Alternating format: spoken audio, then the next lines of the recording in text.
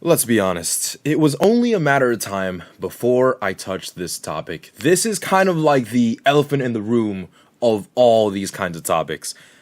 The Walt Disney situation. And the thing is that Walt Disney is not a stranger to controversy in recent times. What used to be, back in the 80s, the pinnacle and absolute peak of children's entertainment has now become the target of a lot of controversial stories that have been rising since about like the last, I'd say, 10 years or so, really? Maybe a little bit less, maybe a little bit more. I guess it just depends on how you look at things. But the point is, Disney has been steadily, for the grand majority of the public, been on a bit of a decline. And you know what? I figured we may as well talk about what's going on exactly and what could be happening as Disney tries to navigate its way through what is arguably considered one of its darkest periods in pretty much all of its life. So let's get started. In more recent stories, the first one that I want to get started with is the Mufasa versus Sonic story. Also, as I like to call it, quantity versus quality. So when it comes to Disney and making their movies, it feels like ever since Maleficent came out in 2013, 2014, it feels like they opened up Pandora's box in a way that they have not been able to close ever again. Because now suddenly, and it feels like it's spread all around Hollywood, to be honest with you, because it feels like so many studios out there in Hollywood now feel like the best solution to flesh out a story is by making a movie on how the villain is actually just a misunderstood villain. And I say it's spread around Hollywood because look at other companies doing the same thing. Look at Sony. They have an entire universe of all these Spider-Man villains with no Spider-Man just to tell us about how they're all misunderstood. Like Kraven the Hunter being misunderstood, which that one's arguable. You got Venom as well being misunderstood. It's all right. Okay, we can have these stories every once in a while, but when you make it the focus of your entire film saga and you don't include the main character like Spider-Man that it's based off of, then we start having a problem. And Disney has not really stirred away from that. And what we have now with Mufasa is a prequel story to the original story of The Lion King, which is an absolute cult classic film that came out in the 90s, which tackles the story of Mufasa, Simba's dad, when he was also in his younger years with his brother Scar. Or so the other way around. I think Mufasa's the adopted one into the family or something like that. And what comes out of that is that you get a story that is really reliant on nostalgia and calls itself live action, but everything is just a CGI creation, so why didn't you just animate it? Versus a movie like Sonic 3, which has been not only highly anticipated, but also has taken the time. Like, the people at Paramount who have developed Sonic have made it very clear that they actually care about what the fans think of each of the films. I mean, for crying out loud, this is the movie studio that got bullied into turning this that I'm going to put on screen right now into this that I'm going to put on screen as well. And honestly, it has just been the road to success for them. They have fleshed out each individual story. I have literally not heard a lot of outstanding negative reviews or feedback in regards to any of the films, and it seems like they're just on a really good trajectory overall. But as if that weren't enough, moving over to the other sections of Disney, you also have Marvel Studios, right? Marvel Studios, Disney purchased Marvel back in their, early 2010s, and now the upcoming film for Marvel is Captain America 4. So this is a film that has had more reshoots than probably star actors in its cast. Like it's obviously that's a gross exaggeration, but it is actually insane how many times this film has gotten reshoots, or at least been rumored to have all these reshoots, because the test screenings had been absolute hot dog water, and we honestly don't really know what to expect. So obviously, with Captain America, there's a bit of some controversy. There's a lot of people saying that these are just like some DEI hires, right? Like it's like the story for Marvel overall, like with all of its characters. Because you look at Marvel back in like 2018, 2017, the heroes were varied. But now it seems like, almost every hero has been turned over into a woman. And it's just kind of been like this weird situation where we don't know if we're actually being told genuine stories anymore. And it feels more like the film is trying to preach at you to then actually tell you a good story that goes with the character. And so what we end up with is a situation where a lot of people start getting tired, sick and tired of being preached at. They don't like having to hear how they should have to think or things like that. You know, it's a comic book movie. And sure, a lot of people would argue saying that, well, Marvel has always been a reflection of the world of today. That is true. But at the same time, why do we go to movies, right? Why do we go to cinemas to watch certain things, right? You go to watch a fantastical character who lives in a fantastical world with these fantastical beings to watch a fantastical story. You don't want to be slapped over with what you live on a day-to-day basis all the time. Maybe if they did it once in a while, and even then that would probably be a little bit too much, but you know, maybe if they just toned it back, that would be fine. But the fact that this feels like it's been going on for every single project, I mean, you have the Marvels, you have a Secret Invasion, you've got Agatha House of Harkness, like you got all of these different projects that have just been coming out, and it feels like it's just been preach after preach after preach, and the decline can be visibly seen. It feels like before Endgame, Marvel literally just could not miss. Every single project they launched had always been a astounding success, even with the ones that you least expected it. For crying out loud, they took a group like Guardians of the Galaxy and turned them into household names that everyone loves. That's not an easy thing to do, right? Prior to 2014, it was kind of a niche thing to actually know who the Guardians of the Galaxies were, right? But they actually took those characters, fleshed them out, gave them a great story, and, you know, it just turned them into this icon, right? But now Marvel post 2018 feels like it's just been focusing more on the preach. And recently with Captain America 4, it feels like it has a lot of expectations to fill, right? I mean, after all, it's literally coming after Captain America Civil War. It's supposed to be following the trend. And there's a lot of people out there, you know, and I gotta say, myself included, where even though I understand that Bucky was Cap in the comics and Sam was Cap in the comics, there's just nothing like Steve Rogers, right? Steve Rogers at the end of the day is Captain America. And for crying out loud, the poor guy Sam, I mean, he's a guy with wings. He's not even a super soldier. How is he? We're expected to take the film seriously that a dude with no super soldier serum is going to go against the Hulk and survive? It honestly, it boggles my mind. But you know what? It's too early to say. The film hasn't released yet. We'll have to wait to see how that turns out. But moving onwards, looking at the other facet that Disney has with Star Wars. You have Star Wars and their colossal lineage of absolute flops, such as The Acolyte. But moreover, an interesting turn of events, it seems like their latest show, Skeleton Crew, is something of a upwards trend, or at least an anomaly, right? Because Star Wars had been consistently getting these a lot of people like to say that it's like DEI stories, or like a lot of these like preachy stories where like it just shoves a message down your throat, and it doesn't feel like Star Wars. I mean, The Acolyte, that is literally all that it was, to the point where a lot of people were willing to dismiss it and try to remain critical about it objectively regards to the story, but the actress literally came out and posted a music video clapping back at fans, saying that if you didn't like The Acolyte, then you were a racist. And obviously, that has a lot of implications. A lot of people took issue with that. Disney had to do some sort of PR, miracles to try to go ahead and try to sway that off. And even then, they didn't take the heat off of themselves either. And, they released Skeleton Crew. And Skeleton Crew actually, surprisingly, has been something of a anomaly, right? Like, it looks like the story is actually genuinely interested in telling you a good story about a group of kids and exploring the Star Wars galaxy in a different perspective to your usual Jedi versus Sith stories, right? So it's been a welcome change, and it seems like Disney on that front has already learned. I'm not really gonna go ahead and preach too much. I'm not really going to go ahead and cover too much about the madness that was The Acolyte, because I feel like you guys on YouTube have already known a lot about it. I'm not going to retread new ground here anyways. So, but moving on from Star Wars, you go over to their princess side. What is the next project that Disney has coming out? They have Snow White. And Snow White, oh my gosh. So a lot of people that I've seen around the internet have taken to calling that project, at least before the change to CGI dwarves, they called it Snow White and the 7 Diversity Hires. And you know what? After seeing certain pictures on the internet of how the film was going to represent the dwarves in the past, because Disney was apparently saying that, it was too offensive to cast actual small people in the role of dwarves or something like that. Like it seemed a little bit insane. It feels like the madness has come full circle to the point where it's cannibalizing itself, and now they're not going to do that. But anyways, the backlash was severe.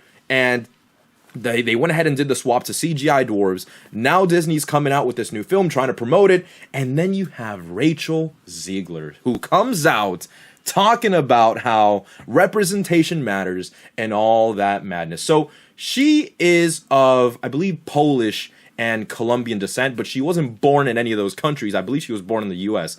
See, I'm actually Colombian, right? I was born in Colombia, and I can tell you right now, from my perspective at least, I don't care if there's any real representation. I'm not going to theaters because I want a character to look like me. I'm a huge Spider-Man fan, but I'm not going to walk into the theaters to asking and getting pissed off as to why Spider-Man isn't a Hispanic guy. So Peter Parker is Spider-Man, and you know what? In my humble opinion, I feel like that's enough to make me happy, right?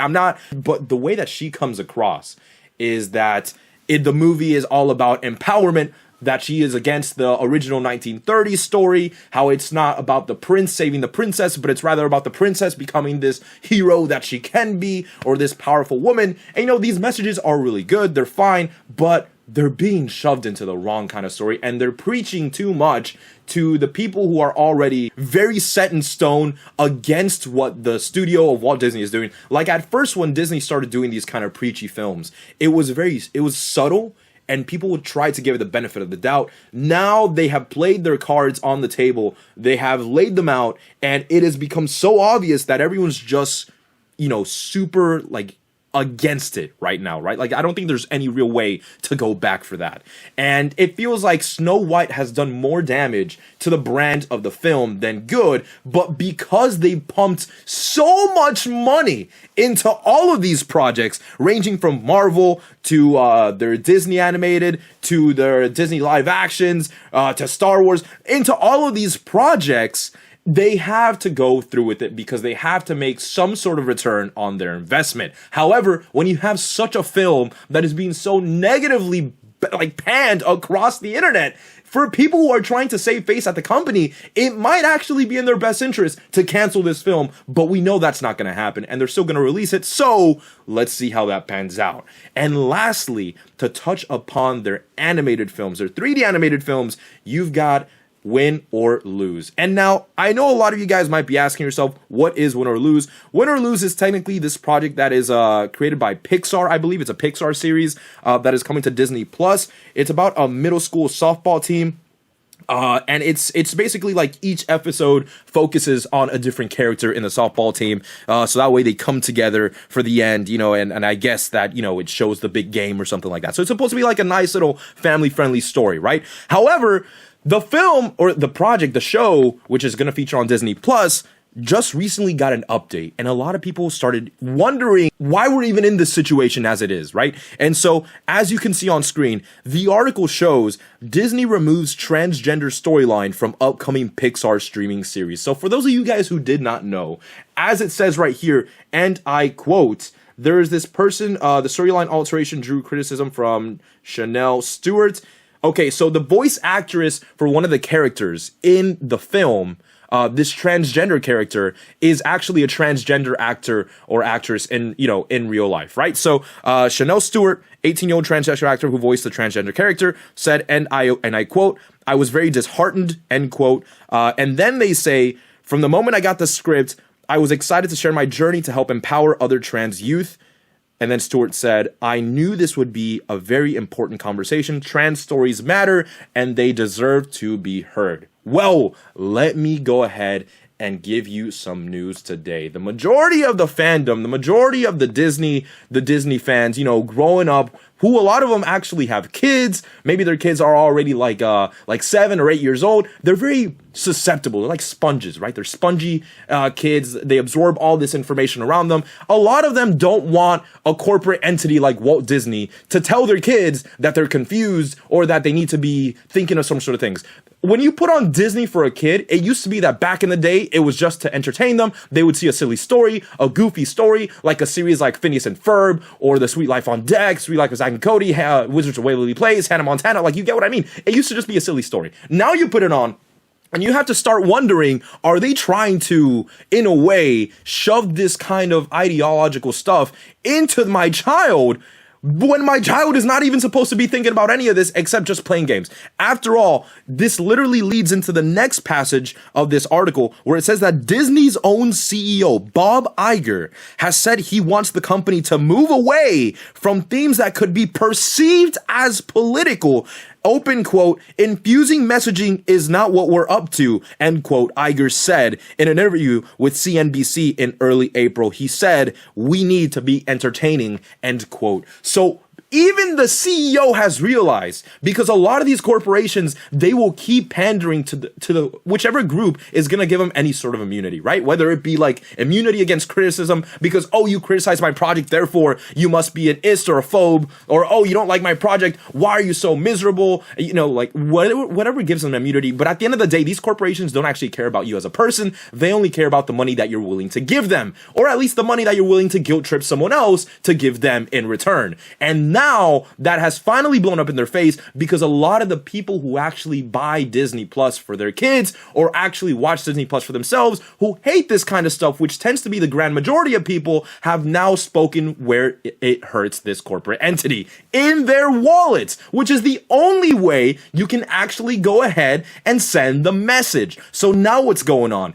Now you have even the own CEO of Disney acknowledging what's going on and realizing that they made a mistake, and now they have to, oh, well, we don't want to make it too political, but you had no problem doing that a few years ago. Now they're trying to backtrack and say, well, moving forward, let's focus up. So we might see a shift now moving forward, maybe not next year, maybe not this year, because, you know, a lot of these projects had already been greenlit in the past, but maybe like 2 years, 3 years from now, we'll start seeing some changes in the way that the film is done, because Disney at the end of the day needs to recuperate its bottom line. And a lot of these changes really comes down to the fact that any corporate entity, whether it be Disney, it could literally be anyone, you know, whether it be Microsoft, Sony, whatever it is, these corporate entities do not care about you as a person, right? Unfortunately, they do not. Why? Because there's too many people to cater down to. You can't actually take each individual person to the side and say, oh man, let me go ahead and try to make you feel. No, you have to go ahead and make a good story, because at the end of the day, you have characters that a lot of people grew up with, a lot of people hold near and dear to their hearts.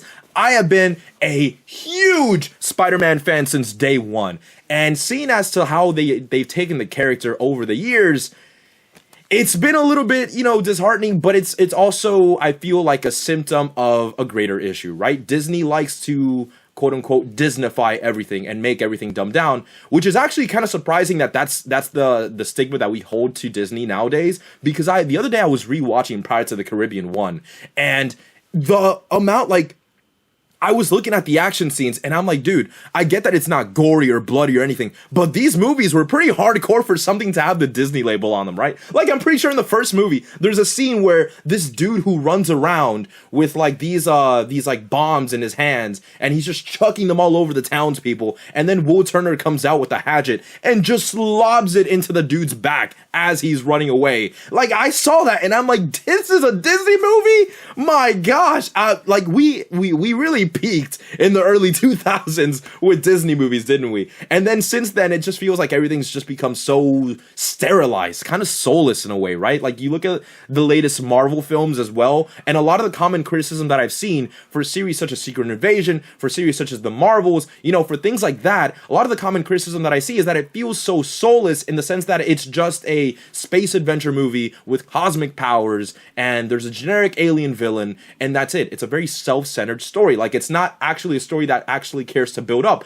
Ironically enough, the Marvel universe used to be a lot more caring about the universe that it was building up before Disney bought it than after Disney bought it, which was already at the peak of the gold mine of Marvel hitting its stride with all these hero stories coming together. And now, I feel like, even though I know what the video is titled, The End of an Era, I feel like maybe that not necessarily has to have a negative connotation, but maybe if Disney continues to show the trend, kind of like how they've been doing with shows like Skeleton Crew, or kind of like how they've been making the changes for Win or Lose, that potentially we might see a different Disney emerge out of the rubble, out of the ashes, kind of like a phoenix, right? Out of the ashes of the previous, you know, all that, the slop that they tried to feed you. And even, I mean, which came with its own mess, such as AI controversy stuff. And, maybe go back, not necessarily to what Disney used to be, but maybe to like a new kind of Disney that actually focuses once more again in telling good stories that people actually care about. But, and this is a huge but, if Disney decides to go ahead and continue with their, narcissistic ways, and I have to say narcissistic because at this point, it's like they're hearing everyone giving them the criticism, and they're like a little kid covering their ears saying, la, la, la, la, la, I can't hear you, because what's been happening is that there's been a lot of controversy recently between the whole Mufasa versus Sonic debate, right? So obviously, for those of you guys who don't know, Sonic the Hedgehog 3 just released, as well as Mufasa did in theaters, and Mufasa has been doing everything it can to go ahead and consider itself the #1 movie in America, right? So much so to the point where, it's Disney, right? They went ahead and rented out a whole bunch of seats in a whole bunch of movie theaters and a whole bunch of show times, and obviously you have greater quantity, you're gonna have more people filling up those rooms, whereas the Sonic can only fit a certain amount of people, but they've been for the most part selling out every single room since the showing of the film. Now, the Sonic movie, even though the ratings are through the roof, a lot more people actually love that film. Disney has gotten more of the casual people saying, oh, well, this is open. Oh, we don't have the showtime for Sonic is closed. What else are we gonna watch? Well, let's hop in to see Mufasa. And so they've been kind of like and even then it's still kind of a close call, but they've been pulling ahead in regards to the amount of money that they made with that film, and a lot of people have just been hating it, so much so that if you go on the Instagram for Disney, a lot of people in the comment section are just hammering them home with all these absolutely insane posts about Sonic the Hedgehog 3 and about how Sonic is so much more superior to Disney's Mufasa. But Disney has been ignorantly starting to remove comments. And this is something that they're not a stranger to. They have been doing this before, but this time it seems like it's been getting a little bit more out of hand. Now, they can't remove all of them. There's way too many people that are clearly vindicated enough to actually say and speak their minds, right? But if Disney continues down that mindset of thinking that the only way they can continue to put out slop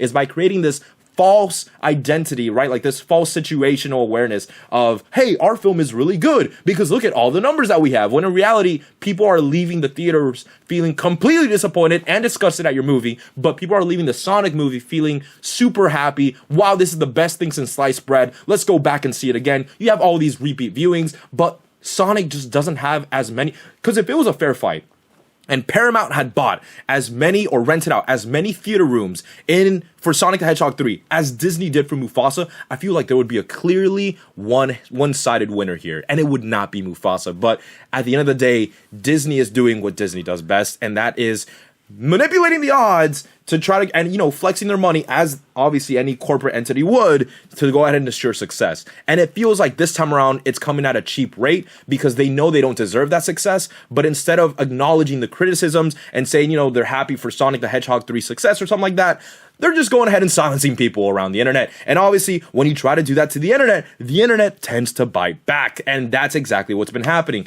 So who knows?